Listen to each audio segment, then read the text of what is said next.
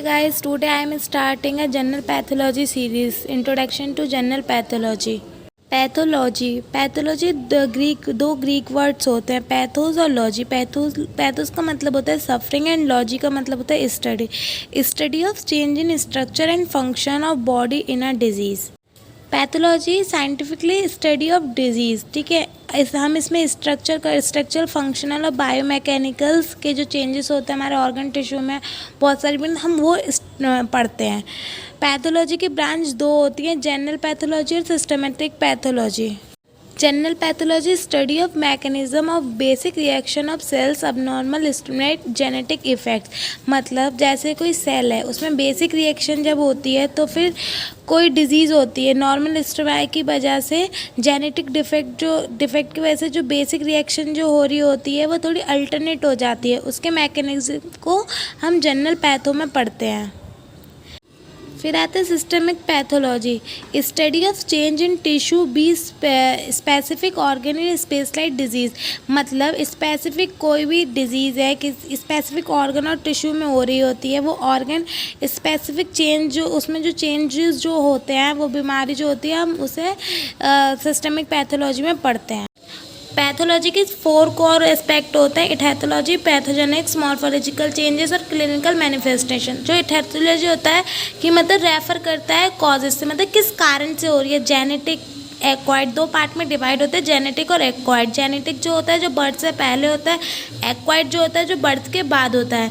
पैथोजेनिक्स में होता है mechanism of development of disease की, मतलब डिजीज़ कैसे डेवलप्ड हो रही है। मॉर्फोलॉजिकल चेंजेस होते हैं structural change include in cell या सेल एंड टिश्यूज़। मतलब किसी भी सेल या टिश्यू में जो बीमारी हो रही होती है तो उसमें स्ट्रक्चरल चेंजेस क्या होंगे।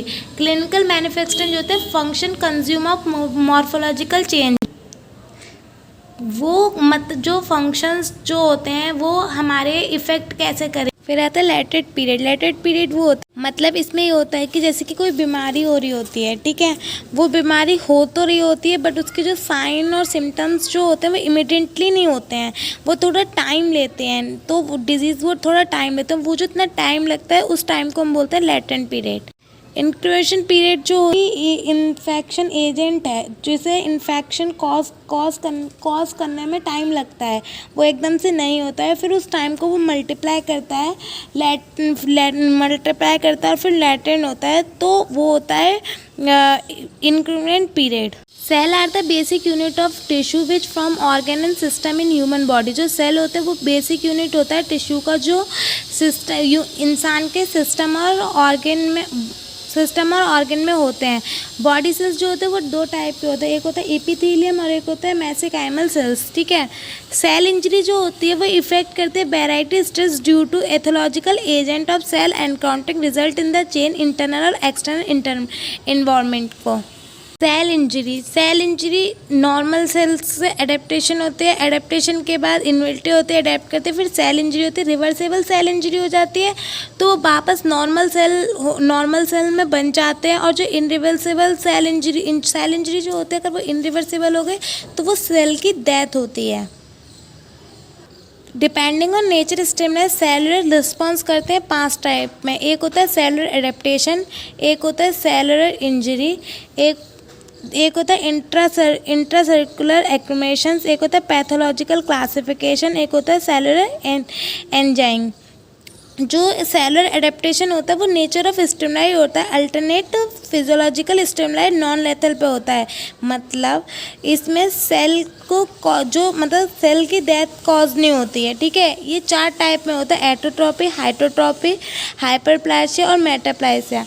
सेल इंजरी जो होती है वो 2 टाइप में होती है, रिवर्सेबल और इनरिवर्सेबल सेल इंजरी।